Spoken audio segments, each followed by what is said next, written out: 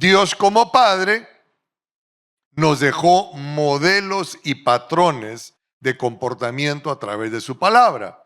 Y en Mateo 3 vemos un evento de nuestro Señor Jesucristo.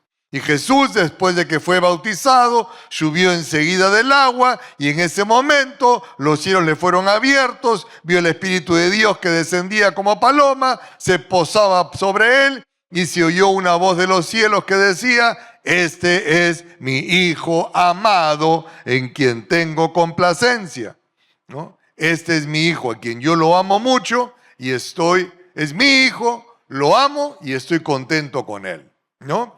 Y como sabemos, la jornada de Cristo aquí en la tierra, especialmente sus últimos 3 años, fue una jornada muy dura, donde él experimentó rechazos, donde él experimentó traiciones, donde él experimentó abandonos y donde él experimentó una muerte salvaje, como fue la crucifixión. Sin embargo, como Jesús, como el Padre Celestial, se había encargado de establecer una identidad muy clara en él.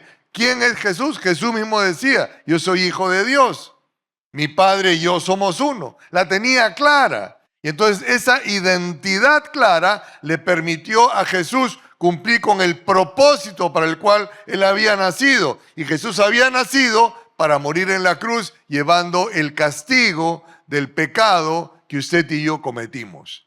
Y entonces él la tuvo clara y pudo llegar al destino, cumplir con el propósito. ¿Por qué? Porque tenía una identidad clara. Y a lo largo de la jornada, esa identidad y ese destino le permitió caminar a él con firmeza, a pesar de las diferentes oposiciones, dificultades que pudo haber tenido en la vida.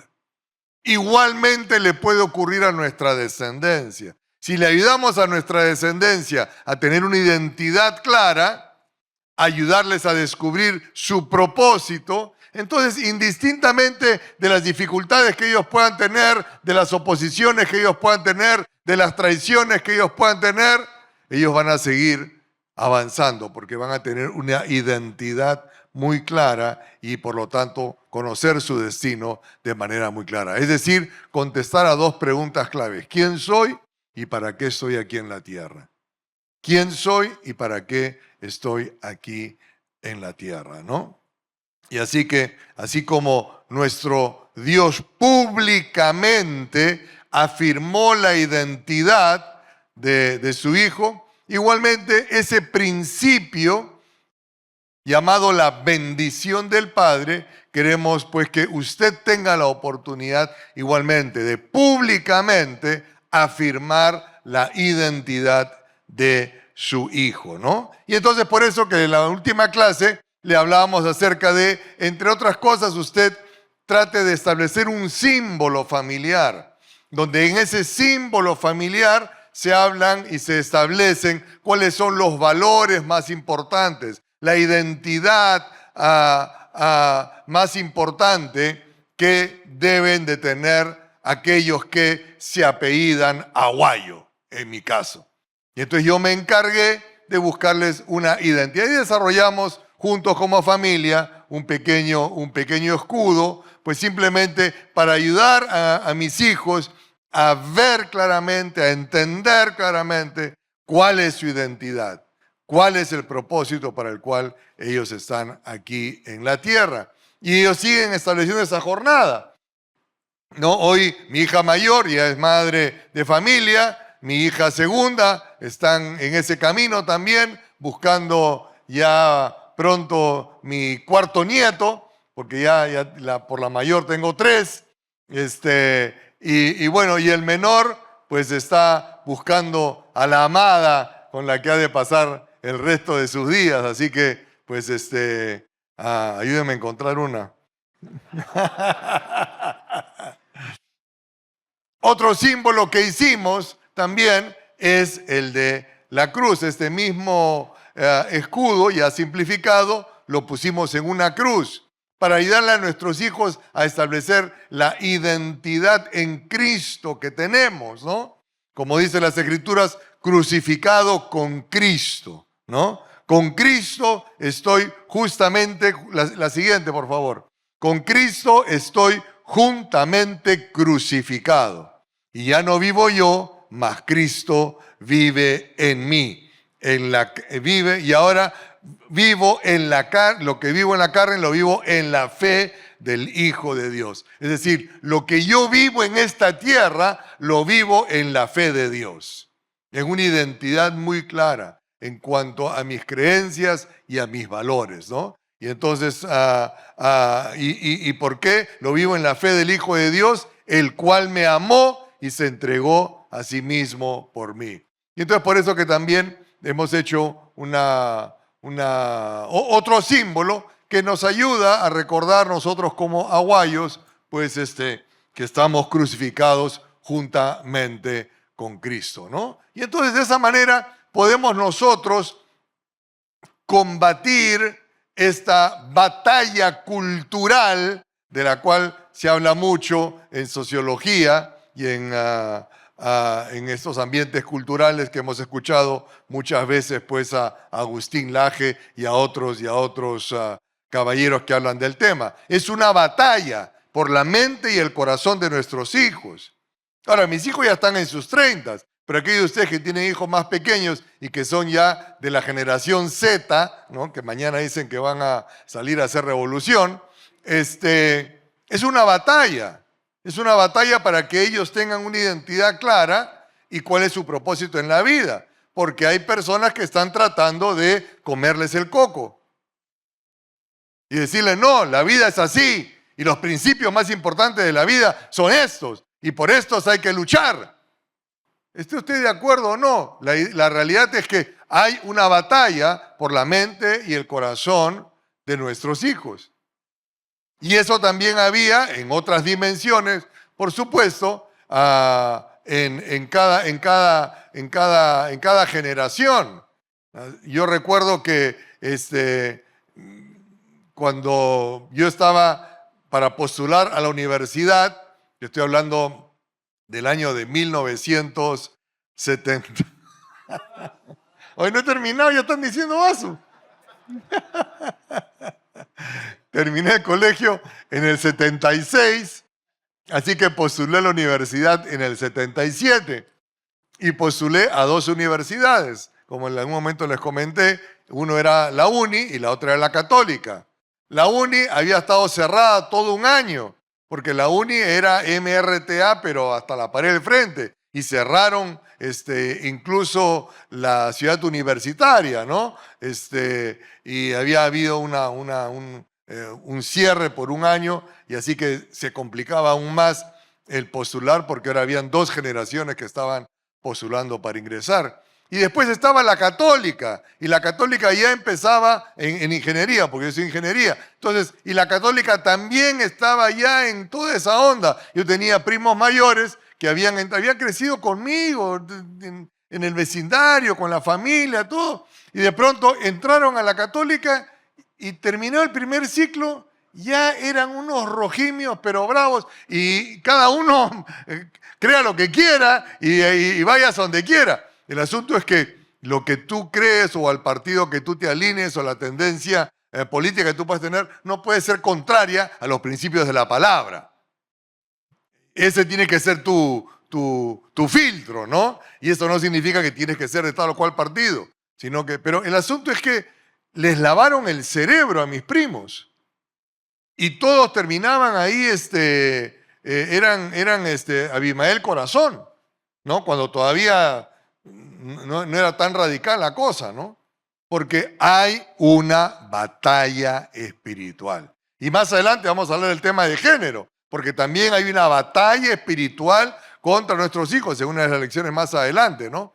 Porque hay una batalla para que nuestros hijos crean que el género es una opción, que dependen así con el género equivocado y que de pronto me puedo cambiar de género y todo eso. Eso está metido en la cultura, señores. Y eso va a tocar la puerta de tu casa. Por eso que es importante ayudar a nuestros hijos con estos principios espirituales a tener una identidad muy clara, ¿no? Y como decía Toño, pues lo hacemos públicamente a través de una ceremonia, cuando los chicos son adolescentes. Ya cuando ya están en mayoría de edad, lo mejor es hacerlo en un ambiente familiar, privado, y donde puedan estar amigos o familiares muy cercanos, y tú públicamente, delante de ese tío o de ese amigo que tus hijos conocen, tú puedas decirle a tus hijos, eh, eres mi hijo amado en quien tengo complacencia, ¿no? Y entonces una ceremonia, sugerimos pues que esto sea así como Jesús fue bendecido públicamente, igual públicamente ayudarles, porque ese es uno de los momentos de transición de identidad más fuertes, ¿no? Donde ellos van a tener una mayor lucha cuando pasan de niño a hombre joven o de niña a mujer joven. Y ya les habíamos hablado también de esas señales del cielo, como es la primera menstruación o el primer sueño húmedo, ¿no? Y no voy a preguntarles cuántos han tenido su primer, o recuerdan su primer sueño húmedo. ¿Lo recuerdan o no lo recuerdan? ¿O no han tenido? Ya, pues como lo veo medios mudos. Y me acuerdo que ¡ah! Y todo embarrado. Nunca me habían dicho nada. Y ya recién me enteraría en el colegio, porque ya varios estaban embarrándose también. Ya otro día seguiremos hablando de eso. Pero bueno, algo que la bendición le otorga a nuestros hijos a través de esta identidad y este propósito es que le otorga poder para prosperar. ¿Cuántos quieren que sus hijos prosperen? Así es, yo quiero que a mis hijos les vaya bien, que prosperen en la vida, en sus trabajos, emprendimientos, profesiones, en sus relaciones, en sus futuros matrimonios, en su paternidad. Yo quiero que ellos prosperen. Y la bendición nos da eso, ¿no? Porque cuando hablamos de bendición y maldición, lo primero que nos viene a la mente son halagos y palabras bonitas, o todo lo contrario, ¿no? Insultos y palabras feas. Pero no obstante, de lo que estamos hablando en realidad es de impartir identidad y destino. Otra vez, identidad y destino. La palabra hebrea para bendecir es la palabra baruch, y una de las primeras connotaciones es que da poder para prosperar. Le otorgas un poder para que prosperen. Le otorgas una capacidad para prosperar. Porque una identidad sana establece un destino claro y determina una actitud firme para alcanzarlo. No es suficiente con usted ser un buen hombre. Y vamos a ver cómo dos caballeros, uno le dio poder para prosperar a sus hijos y el otro fracasó en el camino. Job, un hombre intachable. Miren lo que dice la Biblia acerca de Job. Dice que este es nuestro primer ejemplo. Vamos a ver a Job y vamos a ver a Noé. Job dice, había un hombre llamado Job que vivía en la tierra de Uz. Un hombre intachable, de absoluta integridad, que tenía temor de Dios y se mantenía apartado del mal. Tenía 7 hijos y 3 hijas. Ahí está Job, un tipo intachable. Admirable, como la Biblia describe a este caballero, y añade pues que este señor tenía hijos. Tenía 7 hijos y 3 hijas. Entonces, como les digo aquí en la lámina, como vemos, Job era un hombre conforme al corazón de Dios, un hombre intachable. Sin embargo, hubo algo en su vida que no le permitió transmitir esta fidelidad a la siguiente generación. Algo pasó con Job que no le permitió pasar esta gracia a la siguiente generación. Mire usted más o menos cómo era la vida de Job. Dice el verso 3 de este mismo capítulo 1, que Job poseía 7,000 ovejas. Hoy tener 7,000 ovejas ya tienes plata. Y no poca. Pero este señor no solamente tenía 7,000 ovejas, tenía 3,000 camellos, 500 yuntas de bueyes. Es decir, otros 1,000 bueyes, si es que su yunta era de 2, si era de 4, un poquito más. 500 burras. Y también tenía muchos sirvientes. En realidad, dice este verso, era la persona más rica de toda aquella región. O sea, si algo no le faltaba a Job, era plata. Lo tenía. Tenía las riquezas, tenía el negocio, tenía los bienes, y era un hombre intachable. Es decir, que todas esas riquezas, todo eso no le mareó la cabeza, sino que Job siguió siendo un hombre intachable. Sin embargo, dice verso 4, los hijos de Job se turnaban en preparar banquetes en sus casas e invitaban a sus 3 hermanas para que celebraran con ellos. Es decir, que estos muchachos invitaban a sus 3 hermanas a comer y beber con ellos. Celebraban sin control y no reflejaban en ningún momento el carácter de su padre. ¿Qué dice acerca de Job? ¿Cómo era Job? Era un hombre intachable. En cambio, sus hijos, juerga total. Y es más, invitaban a las hermanas para juerguearse con ellas. No tenemos detalle de qué pasaría, pero quién sabe qué pasaba. Era un relajo. El papá intachable, un hombre próspero, un hombre con negocios, intachable, un hombre con ganado, intachable. Y en esa época, pues en sociedades agrícolas, porque esas eran sociedades de campo, pues el ganado era lo que marcaba, o las tierras, lo que marcaba pues la riqueza. Y Job las tenía. Pero era un hombre intachable. Pero los hijos no. ¿Y qué hacía Job? Continuamos. Verso 5, perdón. Cuando las fiestas terminaban, a veces después de varios días, o sea, esta gente se juergueaba, pero varios días, Job purificaba a sus hijos.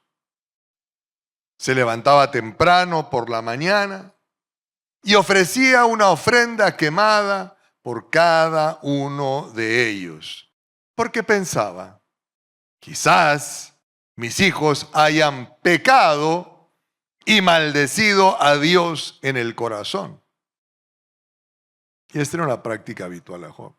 Quizás, dice, mis hijos, oye, varios días de borrachera, y me vas a decir que no vas a hacer alguna barbaridad. ¿Alguna vez usted ha estado medio borrachín e hizo alguna barbaridad? No me diga, no me conteste. Míreme así santito nomás. Imagínate estos muchachos. 2, 3 días de juerga. Cualquier cosa pudo haber pasado ahí.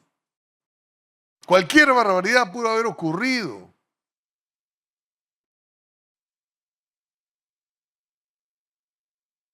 Pero miren lo que dice este verso, que era Job el que ofrecía los sacrificios para expiar el pecado de sus hijos. Era Job. Los hijos no estaban arrepentidos, no se sentían mal. Era Job, dice, por si acaso. Y la realidad es que Dios, estimados caballeros, no tiene nietos. Dios solo tiene hijos. Usted tiene que asegurarse que sus hijos conozcan a Dios. Tienes que asegurarte. Tú sabes los errores, las faltas, los pecados, por no decirte las salvajadas y bestialidades que hiciste antes de conocer a Cristo. ¿Y qué crees que va a pasar con tus hijos si no conocen al Señor? Exactamente lo mismo. En otros tonos, en otras maneras, en otros formatos, en otras cosas, pero lo van a hacer. Y las Escrituras dice que tenemos un enemigo que ha venido para matar, robar y destruir. Y él quiere matar, robar y destruir a tu descendencia. Y quiere engañarlos y decirles que la vida se vive mejor así. Y uno es engañado. Y al final simplemente te quedan sin sabores. Al final simplemente te quedan cosas amargas. Y al final te pueden quedar cosas dramáticas.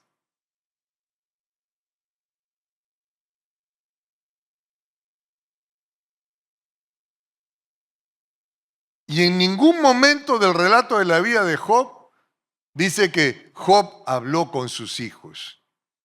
En ningún momento el relato bíblico habló que Job le habló a sus hijos de Dios.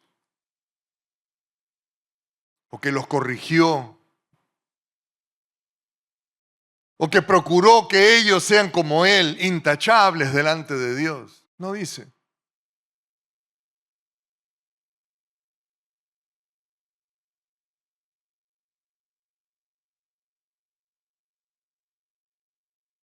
Caballeros, la permisividad o tolerancia excesiva crea en el niño una imagen distorsionada de cómo funciona el mundo que le rodea y le aleja de valores necesarios para convivir en una sociedad justa. Pueden llegar a ser personas exigentes con los demás, pero no cuestionar su propia conducta y actitudes por la falta de los límites en la crianza. Si tú crees que la chamba de criar a los hijos es de tu esposa y tú solamente te encargas de sacarte la mugre ahí afuera y conseguir plata, estás equivocado. Porque somos nosotros los padres que contribuimos poderosamente para establecer los límites en casa de conducta, para definir lo bueno y lo malo, lo moral y lo inmoral. Somos nosotros los papás los que ayudamos en casa a poder establecer esa relación con Dios. Es triste, caballeros, de que las damas son mucho más propicias a acercarse a Dios, a desarrollar una vida espiritual en Dios que nosotros los caballeros. Y vamos marcando una pauta en la vida de nuestros hijos, un ejemplo, una conducta. Y por eso, en el tema de la bendición del Padre, podemos empezar a revertir eso. Y que nuestros hijos vean que nosotros queremos seguir el ejemplo que nos dejó el Señor.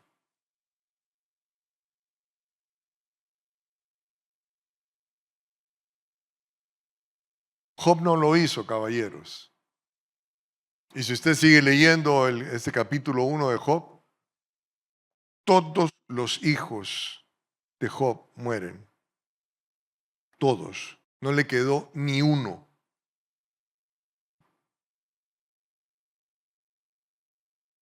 Pero si Job era un hombre intachable. Si Job procuraba hacer las cosas bien delante de su Dios.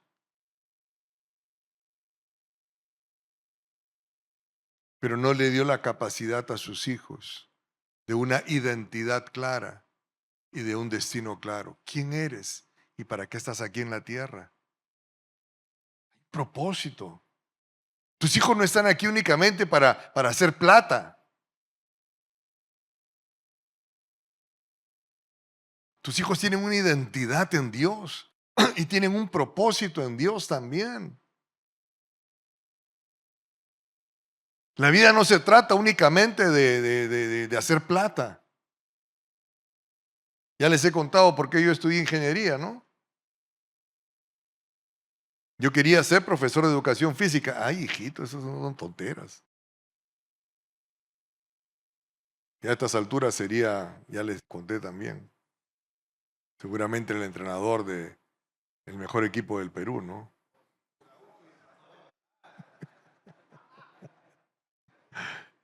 Pero no, pues no me dejaron mis papás. Entonces dije, bueno, mis papás son médicos. Entonces de repente me dicen, no, hijito, me dice, tienes que estudiar 7 años, después 4 años de especialidad, y ahora los médicos se están taxiando, hijo, te estoy hablando de los 70s. En cambio, tu tío Raúl, ¿qué auto maneja tu tío Raúl? Un Mercedes. ¿Y cómo es la casa de tu tío Raúl? Grande, con piscina. ¿Y qué es tu tío Raúl? Ingeniero. Ya, pues hijito, estudio ingeniería.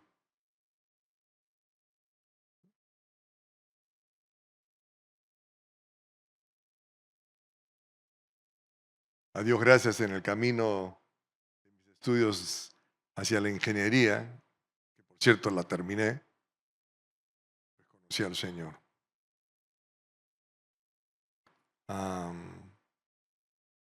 Y pude cambiar el rumbo de la siguiente generación. No a que no estudien una profesión, sino a que vivan la vida con un propósito, más allá de únicamente hacer dinero. Hay más, señores. Estos muchachos ya tenían el dinero. ¿Y para qué quieres tener dinero? ¿Para jorgearte? Si no hay límites, no va a funcionar. Si no los educaste con límites, si ellos no saben qué es bueno, qué es malo, qué es moral, qué es inmoral,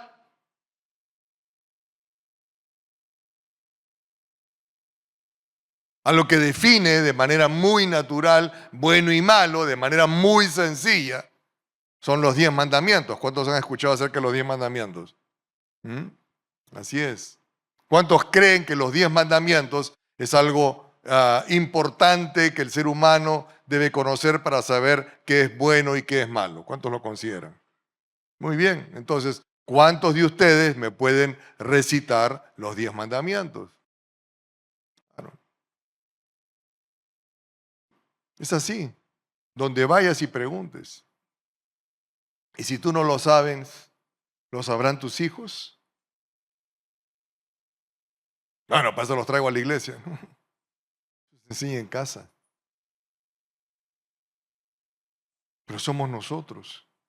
E inspirar también a nuestros hijos, que sean nuestros hijos que también le enseñen a nuestros nietos. Porque eso le va a dar límites. Límites de conducta que le ayuden a establecer su identidad. Nosotros, los aguayos, vivimos bajo los 10 mandamientos. Y mis hijos desde 4 años no sabían escribir, dibujábamos los 10 mandamientos. Teníamos cartulinas y dijo, mandamiento número 1, mandamiento número 2. Hasta el día de hoy hablamos acerca de los 10 mandamientos. Esa es parte de nuestra identidad. Parte de ayudarles a ellos a establecer un estilo de vida. Como te digo, no te estoy hablando de religión. Te estoy hablando de una relación con un Dios que está vivo. Y Job fue un permisivo. Y eso siempre va a ser hijos engreídos, malcriados, que no obedecen regla y que creen que todos se lo merecen. O está el otro extremo de hijos olvidados, que se vuelven rebeldes y que también quieren seguir haciendo lo que ellos quieren.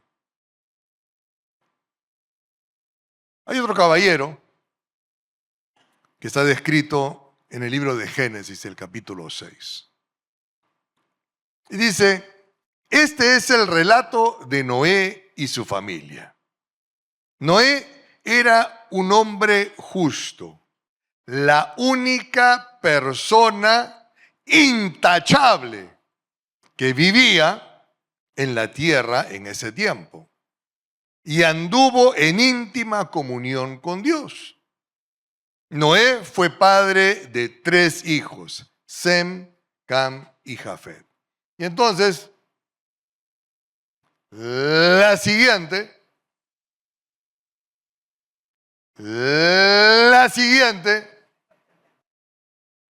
oye, la siguiente, Noé,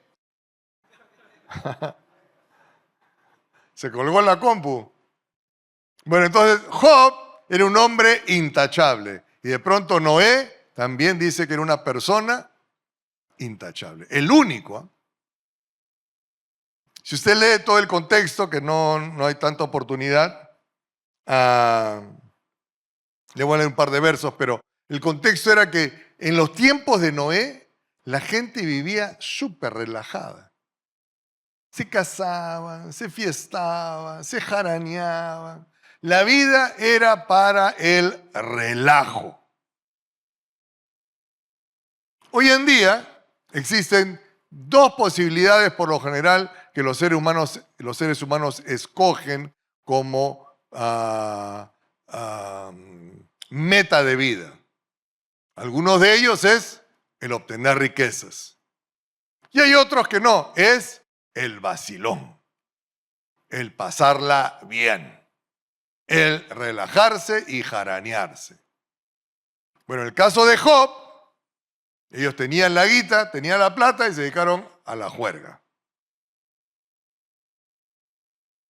Noé, el mundo que había a su alrededor, vivía solamente para el relajo, para el entretenimiento. Hoy en día nuestra sociedad es muy similar a lo que se vivía en los tiempos de Noé. Las nuevas generaciones lo único que quieren hacer es vivir para el relajo, ¿no? Y peor aún con el celular, que son varias horas las que uno pasa al día con el celular. Entonces, en el verso 17 de este capítulo 6 de Génesis, este hombre intachable delante de Dios, Dios le dice, mira, estoy a punto de cubrir la tierra con un diluvio que destruirá a todo ser vivo que respira.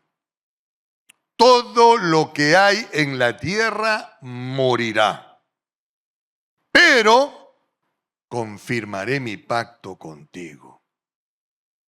Así que entren en el barco tú y tu mujer y tus hijos y sus esposas. ¿Qué le había mandado Dios hacer a Noé? Era un barco. En esa época todavía no había un registro que cayese agua del cielo que hoy conocemos como lluvia, sino que simplemente era un zumo de vapor que salía desde lo profundo de la tierra. Pero de pronto Dios le dice, pues a Noé, que va a destruir la tierra a través de agua que va a caer del cielo. Y entonces le dice a Noé, les leo rapidito el verso 14, no está en los apuntes, y le dice lo siguiente: construye un gran barco de madera de ciprés, recúbrelo con brea por dentro y por fuera para que no le entre agua. Luego construye pisos y establos por todo su interior. Hace el barco de 138 metros de longitud, o sea, 4,5. 23 metros de anchura y 14 metros de altura, es decir, de unos 7 pisos. Deja una abertura de 46 centímetros por debajo del techo, alrededor de todo el barco, con la puerta en uno de los costados, y construye 3 pisos dentro del barco, inferior, medio y superior. Entonces, cuando usted lee esto, si no lo empieza a imaginar, pues, un barco. No, no, no. En un barco de 7 pisos de alto. O sea, estamos hablando probablemente de algo parecido a un transatlántico, pues. Pero te estoy hablando de los tiempos de Noé. Le demoró más de 40 años construir esto. ¿Se imaginan a los hijos de Noé ya casados? Y un día viene Noé y le dice a sus hijos, hijos, Dios me ha dicho. ¿Qué te ha dicho Dios, papá? Que un día Él va a destruir la tierra a través de un diluvio, agua que va a caer del cielo. Oh, wow. Sí, y algo más me ha dicho Dios, que construya, ni siquiera existía la palabra barco, un arca, es decir, una caja de madera. ¿Una caja de madera? Sí, sí, sí, de 130 metros de largo, 23 de ancho y 7 pisos de alto. Papá, ¿dónde vas a sacar la madera? Del bosque. No es que ibas a la carpintería y pedías tantos pies de madera. No, nada. Así que te imaginas los hijos de Noé viendo, entre comillas, al loquito de su papá de que Dios le habló, yéndose todos los días, después de la chamba, a cortar madera, troncos de madera, a preparar esos troncos y a ir armando una locura de 130 metros de largo. ¿Te imaginas poniendo en las maderas? Y estos muchachos ya casados, y donde sus amigos, sus vecinos, toda la gente vivía para la juerga, vivían vacilando. Yo imagino que hasta le dirían a sus amigos, oye, Sam, Jafet, pucha que tu papá sí se volvió loco, ¿ah? Todos los días lo veo al final del día irse al bosque a traer madera. Y hay una cantidad de madera brutal, ya se bajó ya como 100 árboles.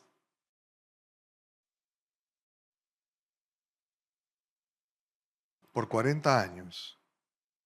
Noé no paró. Porque tenía una convicción, tenía una identidad clara. Pero lo más importante, caballeros, es que ¿cuál sería el testimonio de Noé delante de sus hijos? Que sus hijos ya casados y también las esposas de los hijos. Y es más, la mujer de Noé. Le creyeron. Le creyeron. Bueno, si Dios te dijo Noé, hay que hacerlo. Pero otros están viviendo para construirse casas, para juerguearse, para vacilarse. Nosotros, por 40 años, yendo a buscar madera, ponerle brea, pegarlas, juntar, porque un día va a caer agua del cielo. Una locura. Pero le creyeron a Noé. Y el libro de Hebreos habla de que construyeron la familia en algún momento. No sabemos exactamente si fue en el segundo año, tercer año, en el año 40, al final, no sé, pero construyeron, ayudaron a Noé, a estas convicciones espirituales que él tenía, a estas creencias espirituales que él tenía, a este Dios en el que él había confiado y había creído. ¿Qué testimonio tenía este hombre? Y la pregunta es si usted lo tiene o yo lo tengo, que pueda inspirar a mis hijos a decir, papá, tu Dios ahora va a ser mi Dios. Yo voy a amar y servir al Dios que tú amas y al Dios que tú sirves. ¿Qué ejemplo? ¿Qué inspiración? Poder lograr que nuestro testimonio inspira a nuestros hijos, porque nuestros hijos no van a amar y servir al Dios que nosotros amamos y servimos por lo que ellos escuchen en el sermón dominical, señores. Tus hijos van a amar y servir al Dios que tú dices amar y servir por lo que ellos ven en tu comportamiento semanal. El testimonio. No, mi papá ha cambiado. Mi papá desde que conoció a Dios. No, mi papá es otra persona. Los principios de mi papá, los valores de mi papá, inspiran, animan. Y si Dios le dijo a mi papá, pues le vamos a ayudar a mi papá. Identidad y destino. Estos somos nosotros, los descendientes de Noé. ¿Qué somos nosotros? Somos obedientes a la instrucción de Dios y vamos a construir un arca. Tenemos una identidad y tenemos un destino. Señores, que Dios nos ayude, no solamente con nuestras palabras, sino con nuestro ejemplo. En la manera como tratamos a nuestra esposa, en la manera como tratamos a la madre de ellos, en la manera como los tratamos a ellos, en la manera como nos conducimos en el trabajo, en el negocio. Que sea una fuente de inspiración, caballeros. Y que nuestros hijos finalmente, después de esa batalla cultural, de haber escuchado, no, la vida se vive así, vive para hacer plata, vive para relajarte y pasarla bien, vive para... Y yo diga, no. Voy a vivir como mi papá.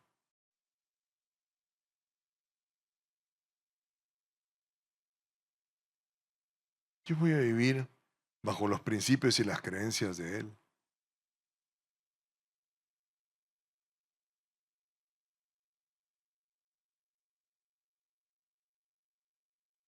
El caso de Noé es único, señores.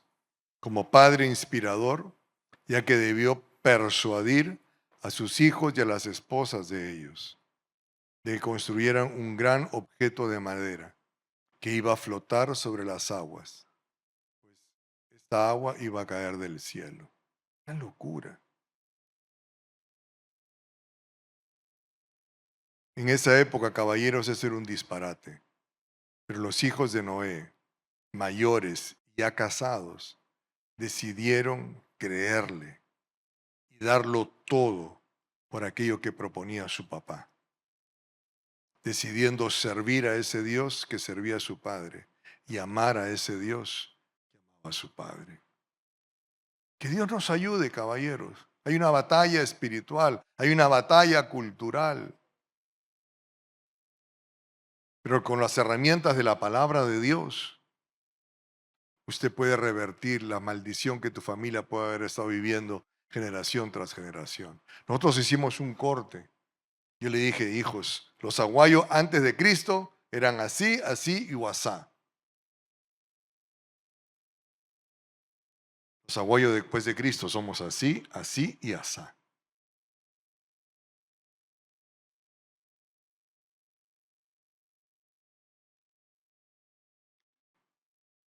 Desde el abuelo, yo conozco, al bisabuelo no lo conocí. Pero cuando tenemos las aguayadas, una vez al año, que por cierto es este próximo domingo, los aguayos somos de todos los colores. Desde los más coloraditos hasta los más negritos. ¿Por qué? Porque el abuelo tuvo un montón de hijos con diferentes mujeres. Claro, nosotros nos contaron el cuento de que sí, fue la primera esposa, la segunda esposa. Ahora ya grandecito ya no me como el cuento, ¿no?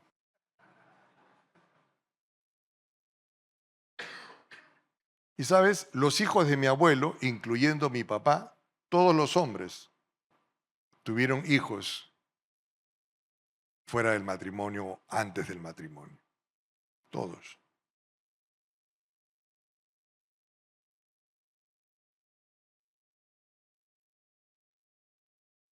Pero los abuelos en Cristo somos diferentes. Y estamos esperando un destino diferente para nuestra descendencia. Cada aguayo que nazca va a nacer dentro de la propuesta del Rey Creador. Porque estoy procurando inspirar a mis hijos, animar a mis hijos. Vivan bajo estos principios.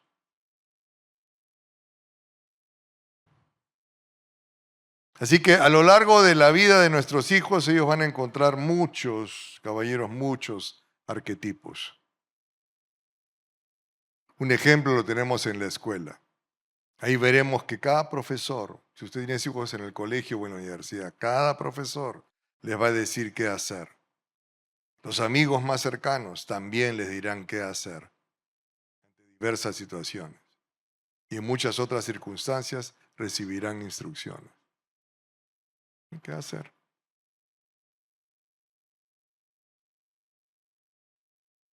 Claro, ¿qué hacer? A mí mis amigos me dijeron qué hacer. Y yo a su vez le dije a amigos qué hacer.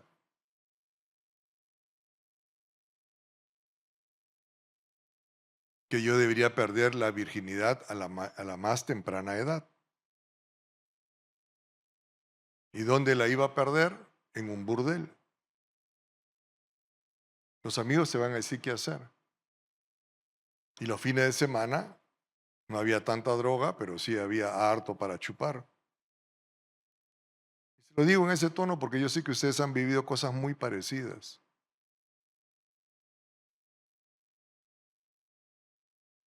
Y entonces eso es lo que los amigos nos decían qué hacer.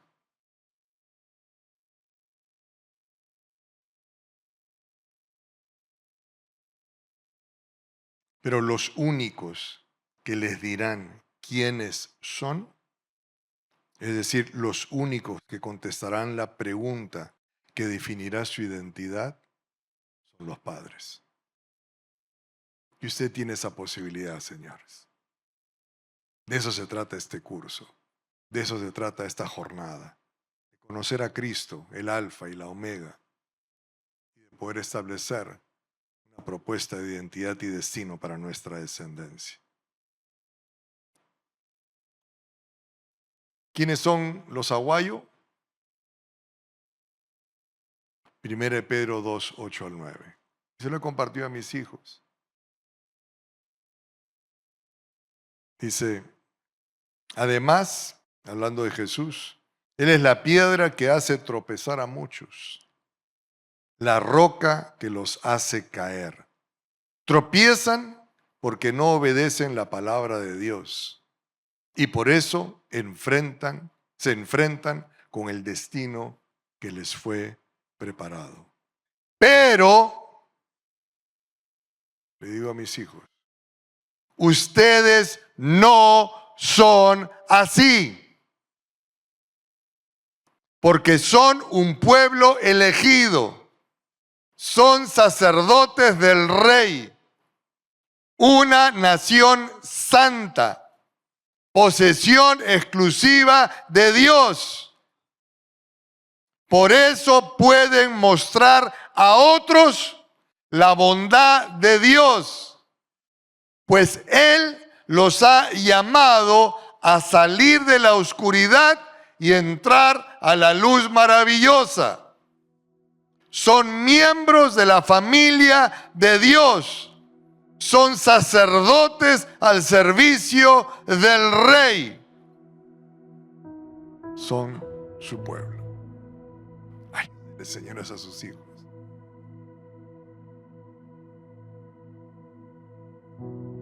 Y les aseguro, con principios de bendición, estableciendo identidad y destino, a tus hijos les va a ir. Les va a ir bien. Tal vez ahora que se reúnan en los grupos pequeños, el que tenga el manual de la bendición, justo en esta clase, hay una lista de dos familias, dos generaciones. Unos que decidieron buscar de Dios y otros que decidieron vivir alejados de Dios. Y va a ver los resultados. Inspire a sus hijos a que sigan al Dios que usted sigue, a que amen al Dios que usted ama. que sirvan al Dios que usted sirve. Ponemos de pie, señores.